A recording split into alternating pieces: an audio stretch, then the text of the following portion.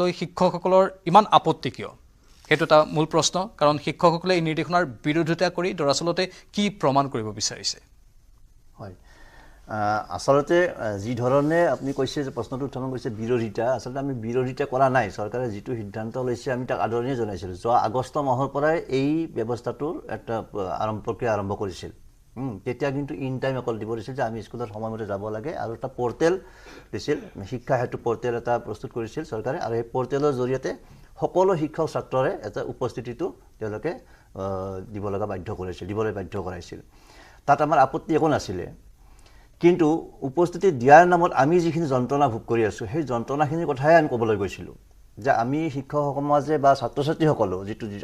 আজিৰ দিনত আজি আমাৰ মোৰ বিদ্যালয়তে কৈছোঁ যে 300 ছাত্ৰ ছাত্ৰী আছে 300 ছাত্ৰ ছাত্ৰীৰ উপস্থিতি দিবলৈ আমাৰ মোটামুটি 11টামান বাজে ৰাতিপুৱা 9টা মানৰ পৰা যদি আমি আৰম্ভ কৰোঁ 9টা বজাত ছাত্ৰ ছাত্ৰীৰ উপস্থিতি তেতিয়াহ'লে আমাৰ 9টামান বজাতে শেষ হয় মানে গোটেইখিনি উপস্থিতি লোৱা সেই 2 ঘণ্টা এনেই সময় যায় আৰু এই কথাবিলাক আমি জনাইছিলোঁ তাৰোপৰি যেটো প্ৰথম আগষ্ট মাহত যেতিয়া আৰম্ভ কৰিছিল এই পৰ্টেলটো তেতিয়া আমি আদৰণি জনাইছোঁ এতিয়াও আমি আদৰণি জনাই আছোঁ কিন্তু যিবোৰ বিসংগতি দেখা দিছে তাতে সেই পৰ্টেলটো যেতিয়া আৰম্ভ কৰাৰ বাটত যেটো যাত্ৰাত যেটো যিবোৰ বিসংগতি সেইবোৰহে অতি মানে ভয়ানক বা এটা বিসংগতি মোৰ দৃষ্টিত পৰিছে এটা বিসংগতি সেই বিসংগতিটো কথা অলপ চুই দিছো যে যি সময়ত এতিয়া আমাৰ দেশত 5G ইন্টাৰনেট সেৱা চলি আছে সেই সময়তে যেটো আপোনালোকক টেবলেট দিছে সেই টেবলেটটো 3G ব্যৱস্থা সেইটোৱে ক'ব গৈছো যে প্ৰথম কথা হ'ল যে এই গোটেই ব্যৱস্থাটো কৰাৰ আগতে আন্তঃগাঁথনিটো ঠিক কৰি ল'ব লাগে আন্তঃগাঁথনিটো মূল বিষয়বস্তু কাৰণ এতিয়া যেটো প্ৰথম আন্তঃগাঁথনিৰ একমাত্ৰ আহিলা হৈছে যেটো টেবলেট যোগান ধৰিছে চৰকাৰে প্ৰত্যেকখন বিদ্যালয়ত 100 জন বা 150 জন ষ্টুডেণ্টৰ বিপৰীতে এটা টেবলেট দিছে আৰু তাতকৈ বেছি ষ্টুডেণ্ট হ'লে দুটাকৈ টেবলেট দিছে এতিয়া সেই টেবলেটৰ মানদণ্ড কিমান উন্নত যেটো এপছ ব্যৱহাৰ কৰিছে সেই এপছটো আসলতে ব্যৱহাৰ হয় 5G নেটৱৰ্কত আৰু আমাক যেটো স্কুলবিলাকত যেটো দিছে টেবলেট ব্যৱহাৰ কৰিবলৈ দিছে সেই টেবলেটটো কিন্তু 3G মানদণ্ডৰে গতিকে তাত সেই এপছটো কেতিয়াও খাপ নাখায় মানে মিল নাখায় আৰু সেইটো যথেষ্ট বিসংগতি দেখা দিয়ে আৰু কেতিয়াবা আমি এজনৰ উপস্থিতিৰ ক্ষেত্ৰত শিক্ষকৰ উপস্থিতিৰ ক্ষেত্ৰত 15-20 মিনিটলৈকে মানে ৰখিব লগা হয় ইভেন আমাৰ ৰেকৰ্ড আছে এপ্ৰিল মাহত মোৰ বিদ্যালয়তে এপ্ৰিল মাহত আমাৰ গোটেই টিচাৰ প্ৰেজেন্ট আছে গোটেই দিন কিন্তু গোটেই এবসেন্ট দেখুৱাই আছে এতিয়া আজিও এবসেন্ট দেখুৱাই আছে আমি চাইছো ৰেকৰ্ডবিলাক এবসেন্ট মানে ইমানে বিসংগতি দেখা দিছে গতিকে ইমান বিসংগতিৰ মাজত আমি কেনেকা ধৰণে এই বস্তুটো দিছে আৰু হেয়তীয়াভাৱে যিখন নিৰ্দেশনা দিছে যে 15 মিনিট দেৰি হ'লে যদি সময়তকৈ নিৰ্ধাৰিত সময়তকৈ 15 মিনিট পলমকৈ গৈ পায় আৰু যদি আহতে ছুটিৰ সময়টো যদি নিৰ্ধাৰিত সময়তকৈ 15 মিনিট আগত যদি তেওঁ এইটো পৰ্টেলত স্বাক্ষৰ অভিযান কৰে বা উপস্থিতি দিয়ে তেতিয়া কি হয় সেই 15 মিনিট মানে দুটা 15 মিনিট হ'লে মাহত তেতিয়াহ'লে এটা আধা দিন সিএল কটা যাব সেইটো কৈছে মাহত চাব দে তাৰ মানে কি এই যে শিক্ষকতাৰ যেটো মানৱীয়তা বা নৈতিকতা এই কথাবিলাক কি একেবাৰে নস্যাৎ হৈ গ'ল নেকি পৃথিৱীৰ পৰা নাইকিয়া কৰিব পেলাইছে নেকি বা চৰকাৰে যেটো পদ্ধতি অৱলম্বন কৰিছে তাৰ দ্বাৰা এই গোটেই যেটো মানৱীয়তা আমি এতিয়া কথা কৈছো যে আমাৰ বিভিন্ন সমস্যা থাকে আজিয়ে কৈছো আজি ৰাতিপুৱা এনেকুৱা বতৰ বেয়া গুৱাহাটীত বা ৰাস্তা ঘাটবিলাক ইমানে বেয়া যাতায়াতৰ সুবিধা বা তেনেকুৱা গাড়ী মটৰ জাম লাগি যায় কেতিয়াবা পানী হৈ যায় ৰাস্তাত প্ৰাইভেট কোম্পানীটো আনকি ইমান কঠোৰ নহয় যিমান কঠোৰ আপোনালোকৰ ক্ষেত্ৰত হৈছে নিশ্চয় মই আপোনাক আকৌ আহিম ডাঙৰীয়া বহুখিনি কথা আছে আমি পাতিম মই এবাৰ হৰমোহন বৰা ডাঙৰীয়া কাষলৈ কৈছো হৰমোহন বৰা ডাঙৰীয়া এতিয়া মূল কথাটো হৈছে যে শিক্ষকৰ মাজতে বহুত শ্ৰেণী বিভাজন আছে কোনোবা যদি অপ্ৰাদেশিকৃত শিক্ষক কৰবাত আকৌ টেট উত্তীৰ্ণ অনিয়মীয়া শিক্ষক আছে কৰবাত আকৌ ঠিকাভিত্তিক শিক্ষক আছে কৰবাত আকৌ টিউটৰ আছে আৰু সকলোৰে দৰমহাবোৰ বেলেগ বেলেগ আপোনালোক 19527 জন অপ্ৰাদেশিকৃত শিক্ষক আছে আৰু আপোনালোকে 2017-18 চনৰ শিক্ষানুষ্ঠানৰ পদ প্ৰাদেশিকৰণ আইনখনৰো বিৰোধিতা কৰি আহিছে আপোনালোকে 2022 চনৰ 20 অক্টোবৰত মুখ্যমন্ত্ৰীক সাক্ষাতো কৰিছিল মুখ্যমন্ত্ৰীয়ে তেতিয়া প্ৰতিশ্ৰুতি দিছিল আপোনালোকক যে মই সকলো সমস্যা দূৰ কৰি দিম কিন্তু আজিলৈকেতো সমস্যা দূৰ হোৱা নাই যাৰ বাবে আকৌ আপোনালোকে আন্দোলন কৰিবলগীয়া হৈছে আকৌ আপোনালোকে আমাৰ ষ্টুডিঅ'ত আহিবলগীয়া হৈছে হয় মই প্ৰথমতে এটা কথা জনাব বিচাৰিছোঁ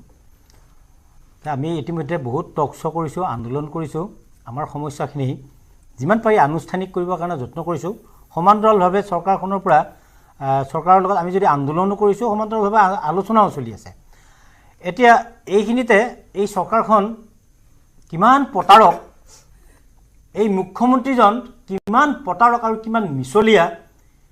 এই কথাখিনি মই বুজাবৰ কাৰণে জাষ্ট এটা মই মানে 30 ছেকেণ্ডৰ এটা ভিডিঅ' অডিঅ' আপোনালোকক মানে শুনাব বিচাৰিছোঁ বিশ্ব শৰ্মাই যি ক'ব শিলৰ ৰেখা এইটো বস্তু হিমন্ত বিশ্ব শৰ্মাই যি ক'ব শিলৰ ৰেখা হিমালয়ে মোৰ কথা বদলাব নোৱাৰে যাৰ মাকৰ গৰ্ভত থকা বাচ্চায়ো জানে যে হিমন্ত বিশ্ব শৰ্মাই ভুৱা প্ৰতিশ্ৰুতি নিদিয়ে এইটো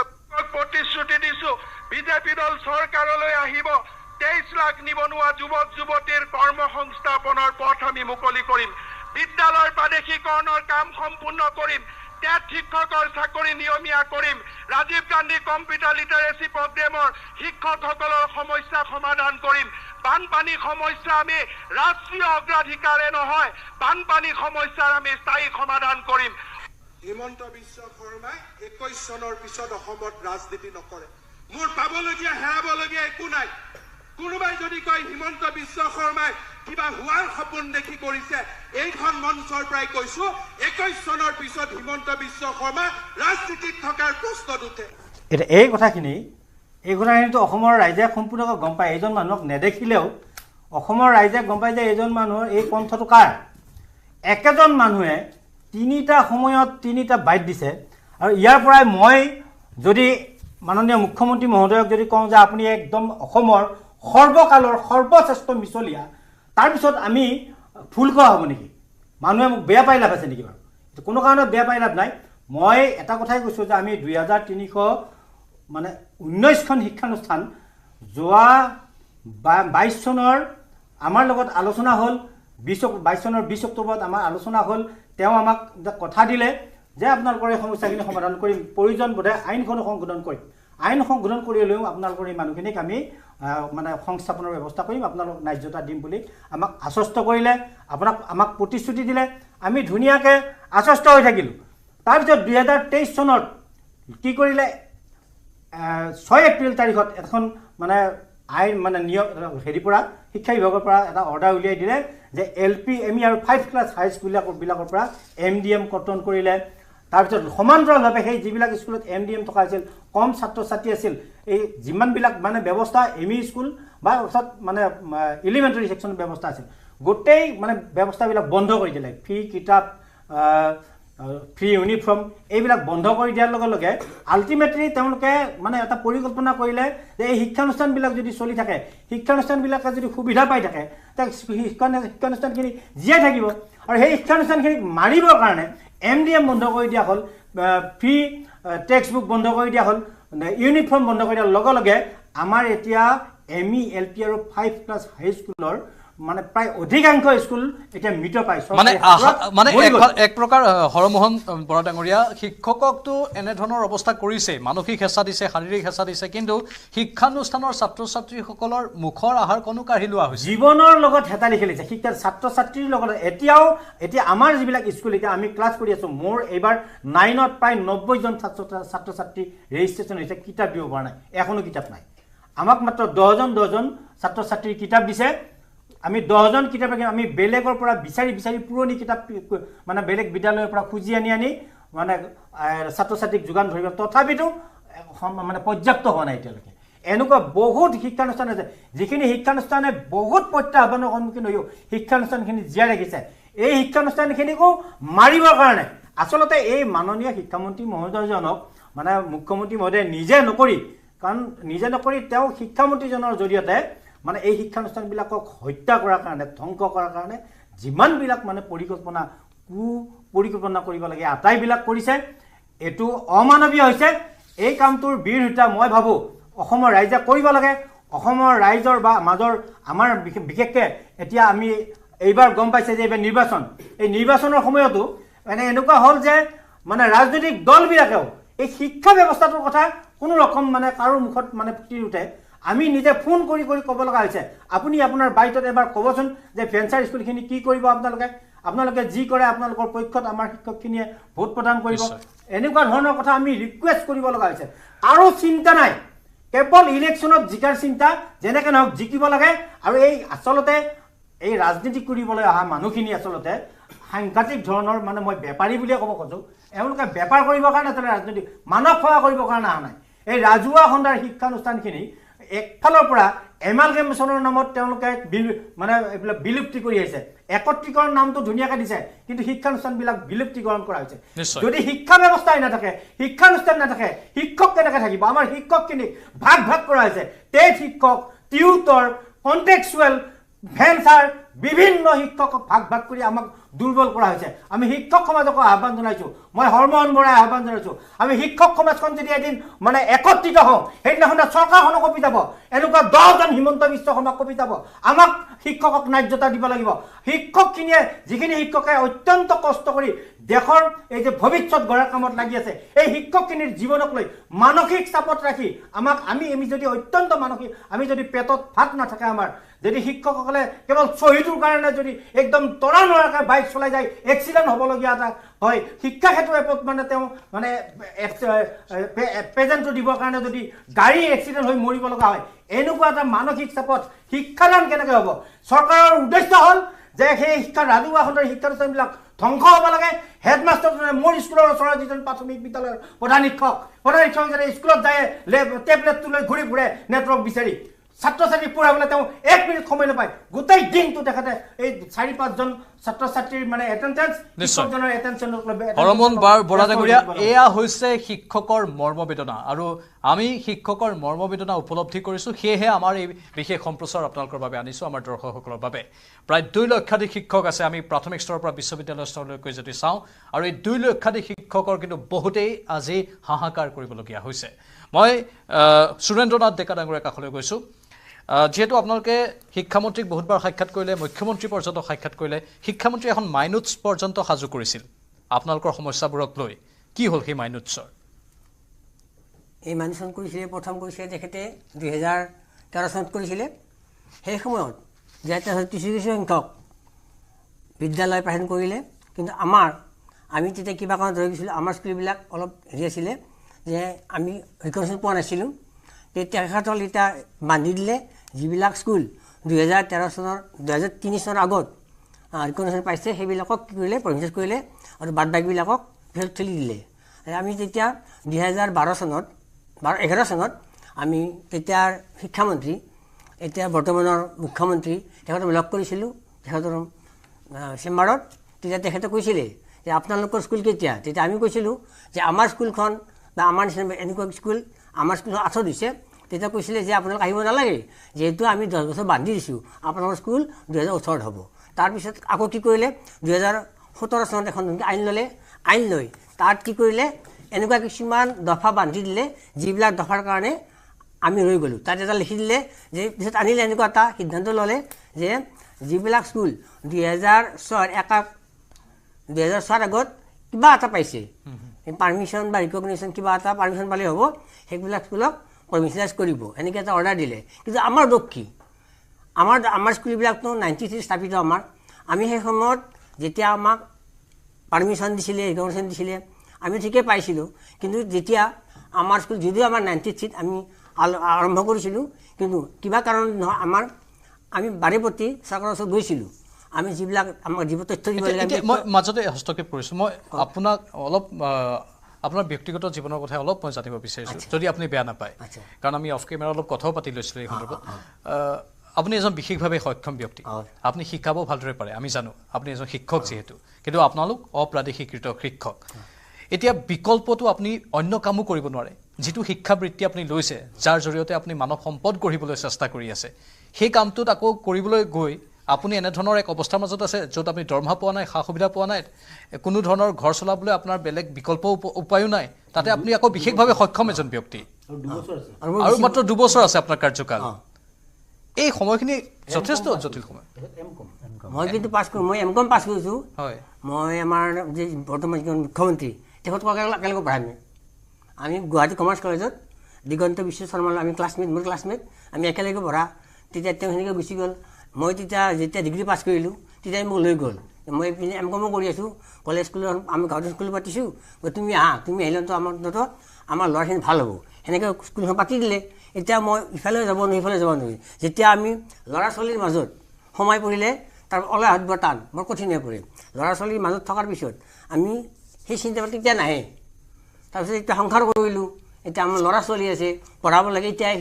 এতিয়া সেইখিনি এতিয়াই আহিছে তেতিয়া কিন্তু আমাৰ অহা নাছিলে তথাপিও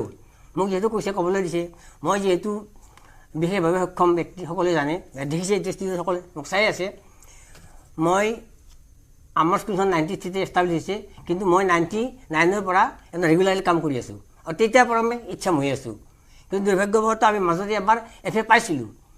3 বছৰ পাইছিলোঁ আমি ষ্টাফৰ গোটেই মিলি আমি 5,40,000 পাইছিলোঁ কিন্তু সেইটোও বন্ধ কৰিছে এতিয়া এনেকুৱা হৈছে আমি স্কুলত চলাব নোৱাৰোঁ আৰু এইবিলাক যে স্কুললৈ হোৱা যে নাই এটা যেতিয়া বান্ধি দিলে 2006 চনটো যদি বান্ধি দিলে এইটো আমাৰ দুখ নহয় চৰকাৰে কি কৰিলে যেতিয়া তাৰমানে এইটো নিয়মটো বেলেগ কথা আমি যেতিয়া 2022 চনৰ 20 অক্টোবৰত মুখ্যমন্ত্ৰী মহোদয় লগ কৰিছিলোঁ তেতিয়া তেখেতে কৈছিল বাৰু আমি পাৰ্মিশ্যন দিকেনে এইবিলাক বাদ দিলোঁ যদি স্কুলখন 6 চনৰ আগত ইষ্টাব্লিছ হয় তাৰে যদি এটা ভেলিড ডকুমেণ্ট আমাক দেখাব পাৰে তেতিয়াও মানে আমি আইনখন সম্বোধন কৰি কৰিম নহয় মোৰ কথাত মই কৈছোঁ এইকাৰণে যে দুখটো আমাৰতো নহয় চৰকাৰৰ দুখ আমি যিখিনি সময় লাগে আমাক যিখিনি লাগে তেখেতৰ কি কৰিলে 2000ৰ পৰা 2005 চনলৈ সম্পূৰ্ণ বন্ধ কৰিছিলে তেতিয়া আমি সেইকাৰণে পৰি হৈ গ'লোঁ নহ'লে যদি আমাক সেইমত খুলি দিলেহেঁতেন তেতিয়াহ'লে আমি 2003 আমাৰ স্কুল ওলাই যায় বুজিছোঁ এইবোৰ জ্বলন্ত কথা জ্বলন্ত সমস্যা এই সমস্যাবোৰৰ কথা কৈ এওঁলোক ভাগৰি পৰিছে কিন্তু তাৰ পাছতো এওঁলোকে যুদ্ধখন চলাই আছে এয়া এজন শিক্ষক হিচাপে যেতিয়া তেওঁলোকে আন ক্ষেত্ৰত নিজৰ জীৱনক লৈ যেতিয়া যুদ্ধ কৰিব লাগিব তেনেহ'লে তেওঁলোকে আৰু শিক্ষাৰ্থীক কি পঢ়াব তাৰ পাছতো তেওঁলোকে দায়িত্ব পালন কৰি আছে কিন্তু তেওঁলোকৰ মানসিকতা সম্পূৰ্ণৰূপে পৰিৱৰ্তন হৈ যায় এক চেপা উত্তেজনাৰ মাজত তেওঁলোক থাকিব লগা হয় এটা হেঁচাত তেওঁলোক থাকিব লগা হয় পৰিয়ালৰ হেঁচাই সহ্য কৰি থাকিব নে আন কেতবোৰ হেঁচাই সহ্য কৰি থাকিব বাস্তৱ জীৱনৰ হেঁচাই মই ভূপালী দেৱী ডাঙৰীয়ানী কাষলৈ কৈছোঁ ভূপালী দেৱী ডাঙৰীয়ানী আপুনি স্বাভাৱিকতেই এগৰাকী মহিলা হিচাপত আপুনিও এই সংঘৰ্ষৰ মাজত জীৱন কটাই আছে আপোনাৰ এই গোটেই কথাখিনি এবাৰ কওকচোন অন্যান্য আৰু কি সমস্যা আছে আপোনালোকৰ অসমৰ শিক্ষা ব্যৱস্থাটোৰ যিটো চৰকাৰী খণ্ডৰ শিক্ষা মানে বিদ্যালয়বিলাক চৰকাৰী খণ্ডৰ বিদ্যালয়বিলাক এনেকুৱা হৈছে আমি উপলব্ধি কৰিছোঁ যে ক্ৰমান্বয়ে পৰিকল্পিতভাৱে ইয়াক ধ্বংস কৰাৰ এক মানে পৰিকল্পনা কৰা হৈছে কাৰণ বিগত বৰ্ষত আমি লক্ষ্য কৰোঁ একে পদ্ধতিৰে একে এটা শ্ৰেণীকোঠাতে এখন স্কুলতে শিক্ষাদান কৰা শিক্ষকবোৰক মানে ভাগ কৰি মানে এটা দুৰ্বল কৰি তেওঁলোকৰ অস্থিৰ মানসিকতাৰ সৃষ্টি কৰা হৈছে গতিকে আমি যোৱা বৰ্ষতে আমি দেখা পাইছোঁ যে কৌশলগতভাৱে শিক্ষকসকলক পাঠদানৰ পৰা বিৰত কৰি ৰখা হৈছে যেনেকৈ আমি ধৰক অমৃত কলা আঁচনি সংগীতৰ মহাৰণ খেল মহাৰণ বৃক্ষৰোপণ এনেকৈ কণ্টিনিউৱাছলি কেইটামান আঁচনি যেতিয়া দি পেলাই আমাৰ যিটো লেচন প্লেন মতে আমাৰ শিক্ষাবৰ্ষত যিটো পাঠদান কৰা হয় সেই পাঠদানৰ পৰা শিক্ষকসকলক বিৰত কৰি ৰখা হৈছে তাৰোপৰিতো অন্যান্য কিছুমান কাম আছেই গতিকে আমি দেখা পাওঁ যে এই যে হেৰিবিলাক কথাখিনি আমি আজি ৰাইজৰ প্ৰত্যেক ব্যক্তিয়ে উপলব্ধি কৰিছে কাৰণ আমি ল'ৰা ছোৱালীক শিক্ষা মানে পাঠদান কৰিব পৰা নাই কাৰণ অন্যান্য কামত আমি নিয়োজিত হ'বলগীয়া হৈছে আৰু একচুৱেলি সেইটো মানে আমাৰ চৰকাৰৰ এটা পলিচি বুলি আমি চবেই এইটো উপলব্ধি কৰিছোঁ তাৰোপৰি আমাৰ এতিয়া শিক্ষামন্ত্ৰীগৰাকীয়ে আমাৰ মাননীয় শিক্ষামন্ত্ৰীয়ে ঠায়ে আমাৰ কিছুমান সময়ে কোৱা দেখা গৈছে যে আমাৰ অসমৰ শিক্ষা ব্যৱস্থা বৰ্তমান সুস্থিৰ কিন্তু আমি এনেকৈ গম পাওঁ নেকি কেনেকৈ দেখি আছোঁ আমি সুস্থিৰ নে অস্থিৰ হৈ আছে কাৰণ আমিতো দেখা পাইছোঁ যে শিক্ষকৰ সমস্যাবিলাক সমাধান কৰিব পৰা নাই আগতে বিগত বৰ্ষতো আমাৰ অপ্ৰাদেশিকৃত শিক্ষকবোৰ মানে যিবিলাক শিক্ষকে অনশনৰ দৰে কাৰ্যসূচী ল'বলগীয়া হৈছে তে শিক্ষকৰ আন্দোলন কৰিবলগীয়া হৈছে গতিকে বিভিন্ন আন্দোলন কাৰ্যসূচী যেহেতুকে ল'বলগীয়া হৈছে এই আন্দোলন কিয় কৰে শিক্ষকসকলক বাহিৰত আমাৰ শ্ৰেণীকোঠাৰ বাহিৰলৈ মাতি আনিবলৈ বাধ্য কৰা হ'ল কিয় গতিকে এইবিলাক দেখি শুনি আমি গম পাওঁ যে শিক্ষাৰ অৱস্থাটো মানে সুস্থিৰ নহয় এই অস্থিৰেই হৈ আছে কাৰণ সেই সকলো শিক্ষকৰ যোগ্যতা আছে অৰ্হতা আছে তেওঁলোকে একেধৰণৰ পাঠ্যক্ৰম একেধৰণে শিক্ষাদান পদ্ধতিৰে বিদ্যালয়ত মানে প্ৰয়োগ কৰিছে গতিকে তেওঁলোকক মানে দায়িত্ব যদি চৰকাৰে নলয় সেই শিক্ষকসকলৰ যদি চৰকাৰে দায়িত্ব নলয় কোনে ল'ব নিশ্চয় সবকা সাথ সবকা বিকাশ বুলি কোৱা কথাষাৰ একো মূল্যই নাথাকিব হয়